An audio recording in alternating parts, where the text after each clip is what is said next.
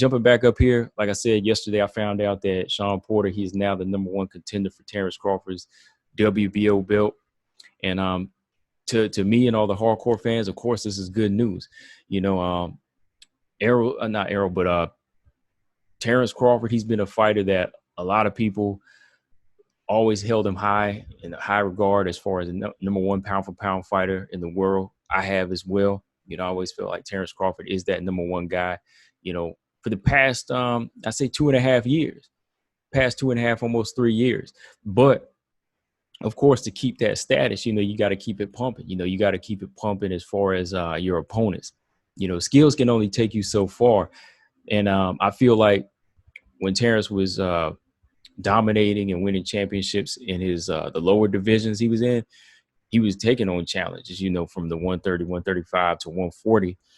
And, you know, 140, you know, he unified the whole division. At the same time, you know, he was showcasing great skill. So it was like, okay, he's got a little bit of everything. So that's why I know this guy, to me and a lot of other people, he is considered #1 pound for pound.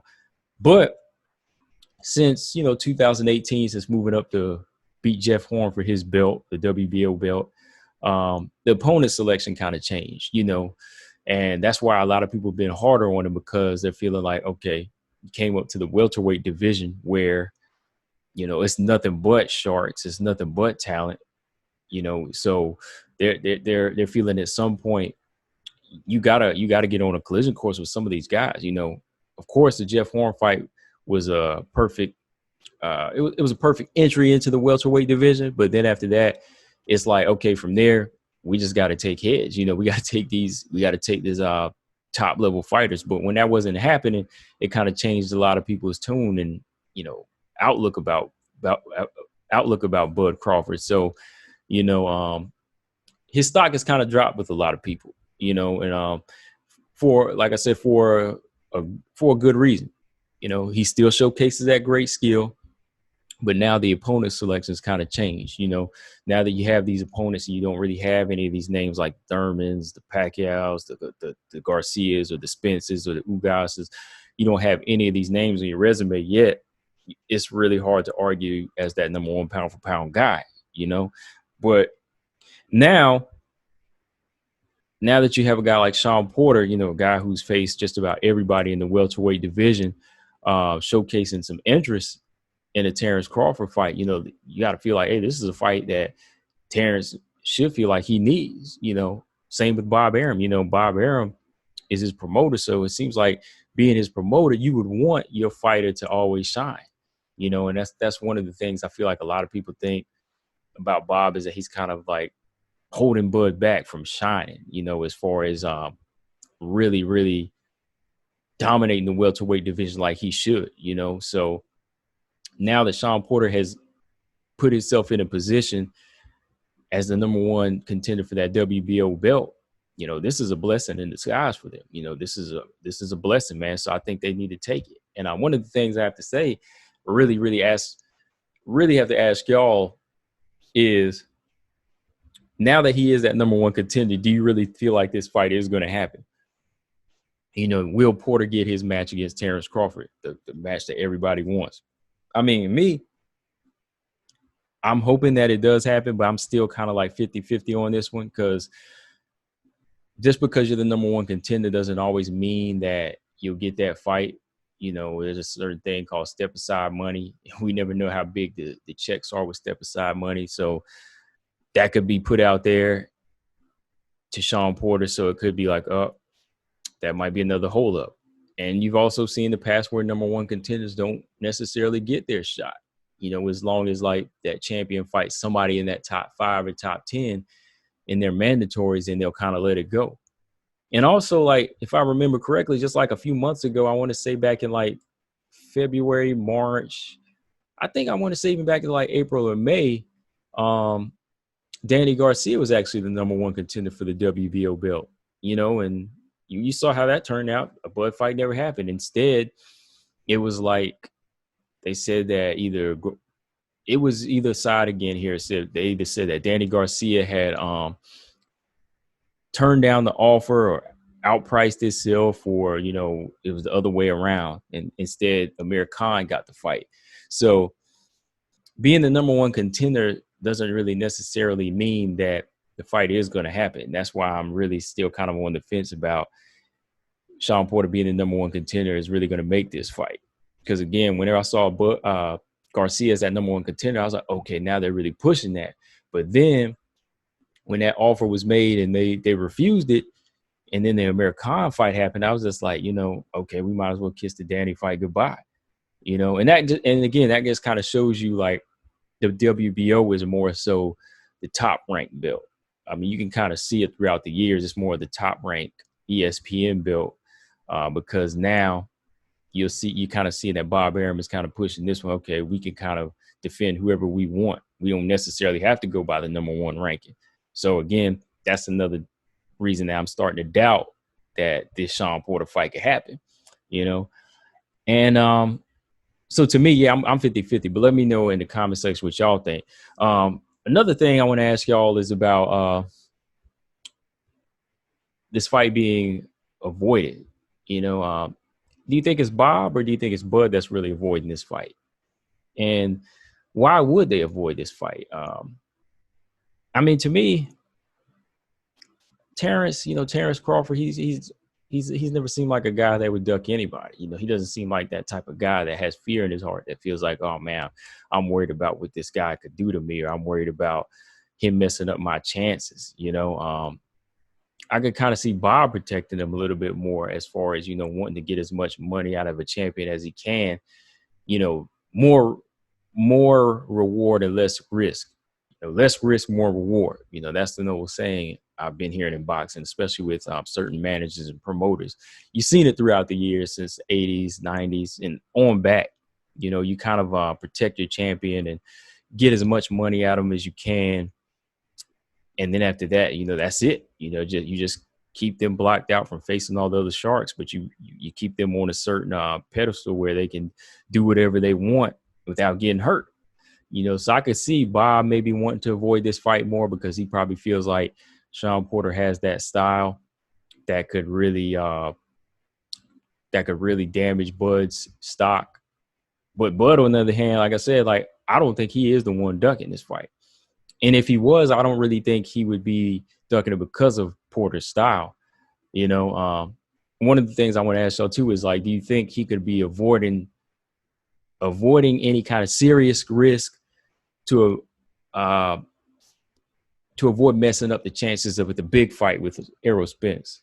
I think that could be possible too. We've seen that in the past, where a guy who's on to a bigger fight, he wants to continue to just kind of take the soft touches until he gets to the big fight because he wants to avoid, taking on a big risk. He wants to avoid putting his major fight in jeopardy. He don't want to mess up that chance. But to me, it's like, that's not a good idea either. I like a champion that can take on all comers and take that hard road up, because that's what a real fighter does. I think you'll still be judged off of that. Like, say if Bud continues to take these fights and then gets the Errol Spence fight, I think it's still going to kind of knock his stock. Whereas on this side, you got Errol, who is fighting the tougher fights, coming off, so let's say he beats Danny Garcia, then goes into another fight with a Manny or Ugas to get that WBA belt. Then he takes 3 belts while Bud only has 1. And then they finally meet head to head in like 2021 or 2022. Then a lot of people feel like Errol's a better fighter, because he fought the harder road and the better champions. You know what I mean? So you got to kind of look at it that way too. Like, let's say Bud, is avoiding other risk, but it'll still kind of have people gauge you as far as, okay, he's a guy who doesn't want to take a chance. And this is boxing. We want to see a guy take risks. We want to see the best fight the best. So that's not a good idea either, but I think it could be possible. That'd be the only reason why I see Bud avoiding like a Thurman or a Shawn Porter fight. Because I mean, when it comes to the Manny fight, everybody's for the Manny fight, whether it is Errol or Bud. Everybody's for that fight because it's big risk, but it's also big reward. You know what I mean? Like, that's why you think Keith Thurman took that fight before he took the Spence fight, because he knew that he was going to get paid. So when he got paid, he took a L Thurman seems fine to me. You know, he doesn't seem broken and shook. But you got to think somebody like Terence Crawford, if he took on a Shawn Porter and lost, it might be a little bit more damaging psychologically, because he's going to be like, damn, I messed up my stock for a bigger payday. You know, so you got to look at it in that way too. So I kind of think that if he was to be avoiding the Shawn Porter fight, it would be because he doesn't want to mess up his Spence or Pacquiao chances, you know. But if you're looking at Bob, I think Bob would be the one that to protect him. Like I said, I don't know, but that's just kind of what it seemed like over the past 2 years since, you know, Terence Crawford has stepped into the welterweight division. But yeah, another key point, like I said, I just want to make about this fight, why it really needs to happen, why they really need to make this fight, even on Terence Crawford's side, is because Shawn Porter is really a much needed opponent for Terence, you know, and I'm talking about resume wise, legacy wise, and reputation wise in the fight game. And I'm making that known in the fight game is because that's how you want to get your respect. Now, outside of the ring, you might not care what other people think, of course. You know, like his personal life, I don't care about Terence Crawford's personal life, whatever he does, you know, his family, you know, as long as he's getting respect from his family, that's all he cares about. You know, as long as he has his kids and he's raising them right, he has his wife, that's all that matters. But when it comes to crossing into that line of the fight game, you know, that's a different reputation. And to me, I'm like, if you want that reputation to be upheld, man, you just got to make sure you take on the fights that make sense. You know what I mean? Because like I said, win or lose, your family, they're going to be there for you. They're still going to love you. But when you're talking about the fight game, that reputation, when you want to be respected, you want to be in that Hall of Fame, you want to be respected by the legends, you got to take on these fights that make sense, you know? And that's where I was kind of disagreeing in the last video I saw of Roy Jones, where he was saying Errol Spence needs to beat Terence Crawford to be number one. Not necessarily, you know, not necessarily. As long as Errol stays on his path and he cleans the division out of the other 3 belts, and maybe if he got a Manny fight, and it depends on how he looks defeating Danny Garcia, and then maybe a Ugas, and then maybe getting a Thurman fight, I think he would be set. He'd be set as the number 1 welterweight for sure. You know, but it's still on this side where Terence, he needs more names. You know, that's what I'm saying. A guy like Shawn Porter would really big his resume up, because Shawn is like the only guy in the division who's fought everybody. You know, he's fought everybody. His last like 10, 12 fights with nothing but names, you know, aside from Sebastian Formella, who he's getting harsh criticism for, you know, he's always fought big names, you know, and even then, Shawn, he deserved this. He deserved the time to kind of fine tune himself against somebody like Formella. You know, it was still a young, durable, undefeated fighter. So, you know, let him have that. You know, let him have his chance. I mean, other than that, he's been fighting nothing but the Broners, the Garcias, the Thurmans, the Brooks. You know, he's been on that hard course for a while. So let him get his. You know, let him get his chance. So right there, just breaking that down, that's the reputation that Shawn holds to me and a lot of boxing fans. You know, a lot of people might not like Shawn Porter's style, but Shawn has a reputation as a guy who fights anybody. You know, he's fought anybody, win or lose, he's always coming back, and he never seems mentally broken. So you would want to fight with a guy like that. And, you know, when you're talking legacy too, again, man, you want to be respected amongst the legends. So you'd be like, yo, I got a Shawn Porter on my resume, and so on and so forth. You just kind of want to keep going up and up and up from there. So really, man, like I said, they really need to just make this fight happen. You know, I feel like style wise, this is a good test for Terence Crawford. You know, he's never fought a dog like Shawn Porter, you know, that can mix it up. You know, he's been boxing a lot. He's still been mixing in that pressure. He's been a little bit more disciplined and smarter with the pressure. So we really need to see where Terence Crawford stands against a full-fledged welterweight of this caliber, you know, because I think it would be a good fight. You know, I think it could either be a good boxing match, or it could be a mauling match where, you know, Terence tries to meet him in the middle and trade with him a few times. And, you know, Terence got power. You know, Terence got power. That's why I'm not counting him out in this fight. I think it'll be a dog fight, but, you know, when it comes to clean precision punching, where you see a full reaction out of his opponents. Terence is that guy. Terence has that type of underrated power.